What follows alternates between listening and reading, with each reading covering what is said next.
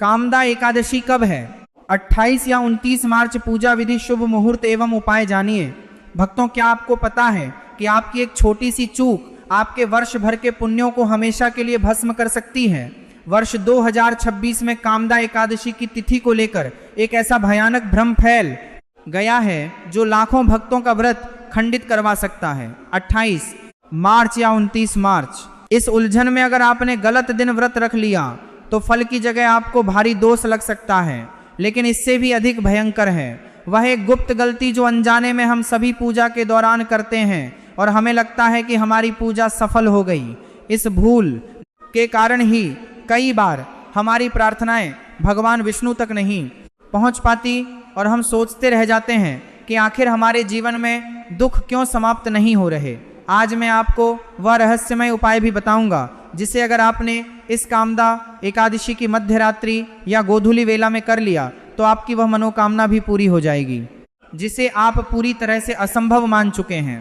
पर उस चमत्कारिक उपाय को जानने से पहले हमें यह समझना होगा कि इस बार देवों के देव नारायण किस दिन हमारी पुकार सुनेंगे और इस एकादशी में ऐसा क्या विशेष है जो इसे ब्रह्मांड की सबसे शक्तिशाली तिथियों में से एक बनाता है। चैत्र मास के शुक्ल पक्ष की एकादशी को ही कामदा एकादशी कहा जाता है। इसके नाम में ही इसका रहस्य छिपा है। कामदा अर्थात आपकी हर दबी हुई कामना को पूर्ण करने वाली एकादशी। जब सर्दियां विदा ले रही होती हैं और प्रकृति एक नए रूप में सज रही होती है तब यह पावन तिथि आती है।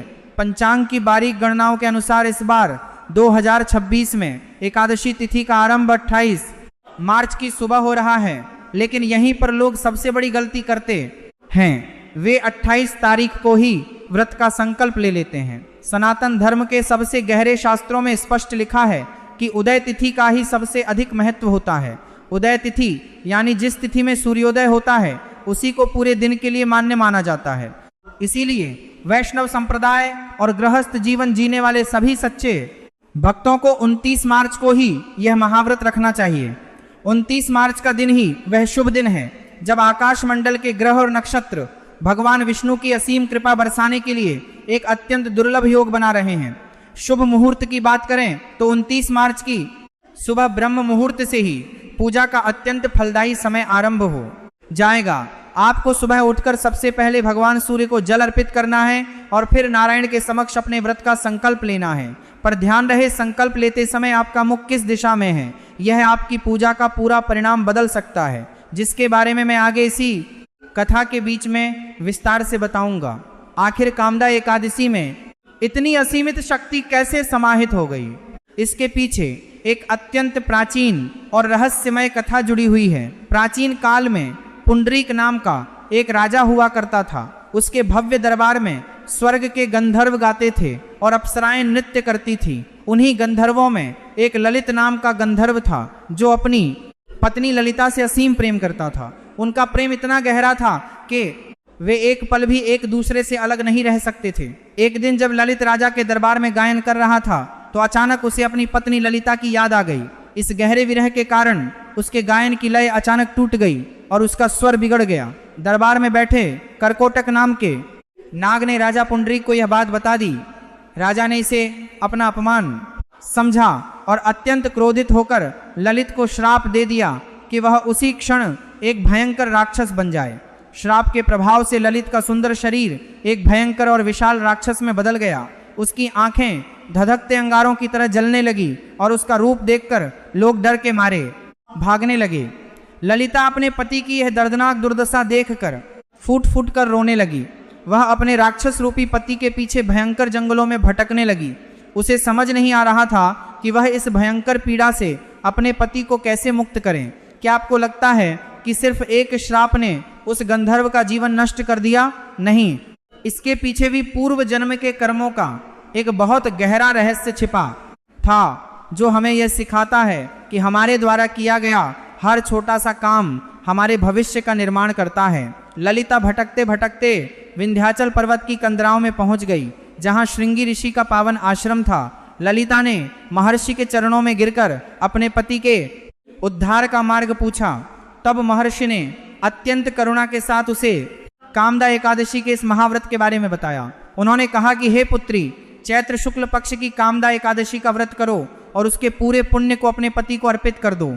ललिता ने पूरे विधि विधान से यह व्रत किया और भगवान वासुदेव से रोते हुए प्रार्थना की। जैसे ही उसने अपने व्रत का पुण्य अपने राक्षस रूपी पति को दिया, एक अद्भुत चमत्कार हुआ। ललित तुरंत उस भयंकर रूप से मुक्त होकर वापस अपने सुंदर गंधर्व रूप में आ गया। आकाश से देवताओं ने फूलों की वर्षा की और दोनों एक दिव्य विमान में बैठकर स्वर्ग लोक चले गए।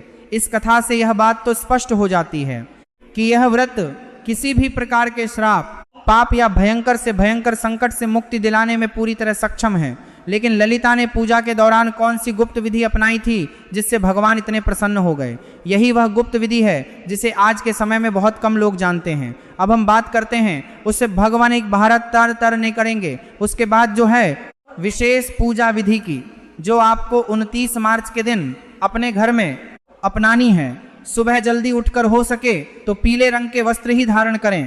पीला रंग भगवान विष्णु की चेतना से सीधे जुड़ा हुआ है। अपने पूजा घर को साफ करें और एक लकड़ी की चौकी पर साफ पीला कपड़ा बिछाएं। उस पर भगवान विष्णु और माता लक्ष्मी की प्रतिमा स्थापित करें। अब सबसे महत्वपूर्ण बात जो मैंने शुरुआत में बताई थी कि हम एक बहुत बड़ी गलती करते हैं। हम अक्सर भगवान को फूल अर्पित करते समय उन्हें सीधे फेंक देते हैं या अनजाने में उल्टे अर्पित कर देते हैं। नारायण को पुष्प हमेशा बहुत आदर के साथ अपने दोनों हाथों से उनके चरणों में सीधे ही रखने चाहिए।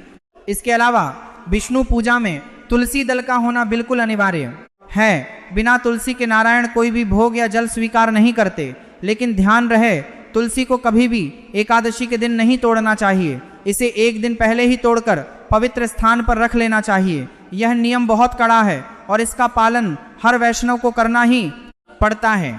भगवान को पीले फल, पीली मिठाई और पंचामृत का भोग लगाएं। इसके बाद विष्णु सहस्त्र नाम का पाठ करें। पाठ करते समय आपकी रीढ़ की हड्डी बिल्कुल सीधी होनी चाहिए ताकि ऊर्जा का प्रवाह सही दिशा में हो सके।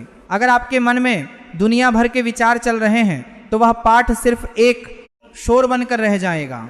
इसलिए अपना पूरा ध्यान नारायण के स्वरूप पर केंद्रित करें।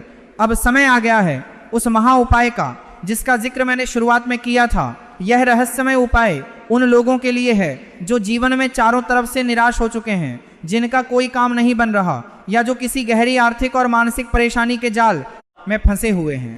कामदा एकादशी की शाम को जब सूर्य अस्त हो रहा हो और रात का आगमन हो रहा हो, उस गोधूली बेला में आपको यह उपाय पूरी श्रद्धा से करना है। आपको एक साफ पान का पत्ता लेना है। ध्यान रहे, पत्ता कहीं से भी कटा फटा या सूखा हुआ ना हो। उस पान के पत्ते पर रोली या कुमकुम से श्री लिखना है। श्री साक्षात माता लक्ष्मी का बीज मंत्र है जो धन को आकर्षित करता है। इसके बाद उस पत्ते पर 5 साबुत लौंग और एक छोटी इलायची रखनी है। इस सामग्री को अपने दोनों हाथों में लेकर भगवान विष्णु के सामने बैठ जाएं और अपनी आंखें बंद करके अपनी उस सबसे बड़ी परेशानी या मनोकामना का मन ही मन स्मरण करें। पूरे विश्वास के साथ प्रार्थना करें कि हे प्रभु, जैसे आपने गंधर्व को उसके भयंकर श्राप से मुक्त किया था, वैसे ही मेरे जीवन के इस घने अंधकार को भी दूर करें। इसके बाद वह पान का पत्ता और उसके ऊपर रखी सामग्री नारायण के चरणों में चुपचाप अर्पित कर दें।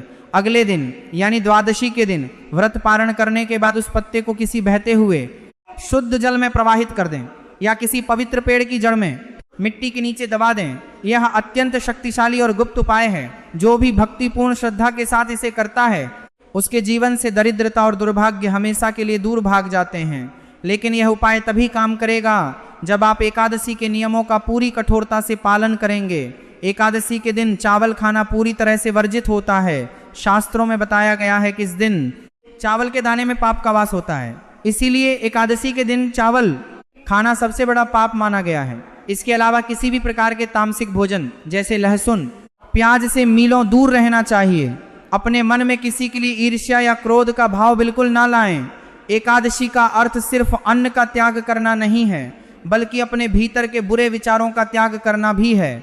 यदि आप पूरे दिन भूखे प्यासे रहकर भी किसी का बुरा सोच रहे हैं या किसी से लड़ाई झगड़ा कर रहे हैं तो उस व्रत का कोई महत्व नहीं रह जाता। रात के समय जागरण करना इस व्रत का एक सबसे अहम हिस्सा है। जो लोग पूरी रात जागकर भगवान के भजनों में अपना समय बिताते हैं उन्हें हजारों वर्षों की तपस्या के बराबर फल प्राप्त होता है। जब आप रात के उस गहरे शांत वातावरण में भगवान का ध्यान करते हैं तो आपकी आत्मा सीधे परमात्मा से जुड़ जाती है। उस एकांत में आपको अपने भीतर एक अजीब सी शांति महसूस होगी, एक ऐसी अलौकिक शांति जिसे दुनिया की कोई दौलत कभी नहीं खरीद सकती। व्रत का जितना महत्व है उतना ही महत्व पारण का भी होता है। पारण अर्थात व्रत को पूर्ण करके भोजन ग्रहण करना। कई लोग एकादशी का व्रत बहुत नियम से रख लेते हैं, लेकिन पारण के समय भारी गड़बड़ी कर बैठते हैं। द्वादशी के दिन सूर्योदय के बाद और हरिवासर समाप्त होने के बाद ही पारण करना चाहिए। 2026 में पारण का सही समय 30 मार्च की सुबह होगा। आपको पारण करने से पहले किसी ब्राह्मण को भोजन कराना चाहिए या फिर किसी मंदिर में अन्न और दक्षिणा का दान अवश्य करना चाहिए। पारण के समय सबसे पहले भगवान का चरणामृत लेना सबसे उत्तम माना गया है। यह जल शरीर में जाते ही सारी नकारात्मक ऊर्जा को जड़ से नष्ट कर देता है और आत्मा को पूरी तरह पवित्र कर देता है। वर्ष 2026 की यह कामदा एकादशी इसलिए भी बहुत रहस्यमय मानी जा रही है क्योंकि इस दिन ग्रहों का एक बहुत ही दुर्लभ संयोग आकाश मंडल में बन रहा है। गुरु बृहस्पति अपनी एक विशेष अवस्था में होंगे और देव गुरु की यह दृष्टि इस दिन को अत्यंत प्रभावशाली बना रही है। जब ग्रहों का ऐसा संयोग बनता है तो हमारे द्वारा किया गया एक छोटा सा पुण्य भी 1000 गुना होकर वापस हमारे पास लौटता है। ऐसे में यदि आपने इस दिन कोई भी गलती कर दी तो उसका दुष्प्रभाव भी 1000 गुना बड़ा हो सकता है। इसलिए मौन का अभ्यास भी करना चाहिए। एकादशी के दिन कम से कम कुछ घंटों के लिए पूरी तरह से मौन धारण करें। जब आपके होठ बंद होंगे तब आपका हृदय भगवान से सीधा संवाद करना शुरू करेगा।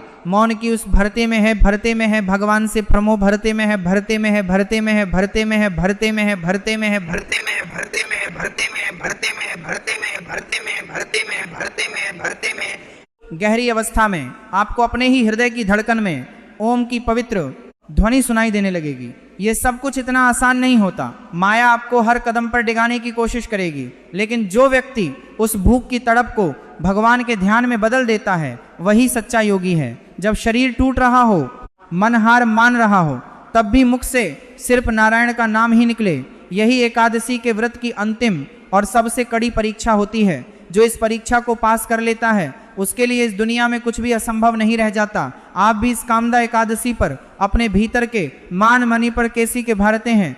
अहंकार को छोड़कर सच्चे मन से नारायण को पुकारे हुए दौड़े चले आएंगे।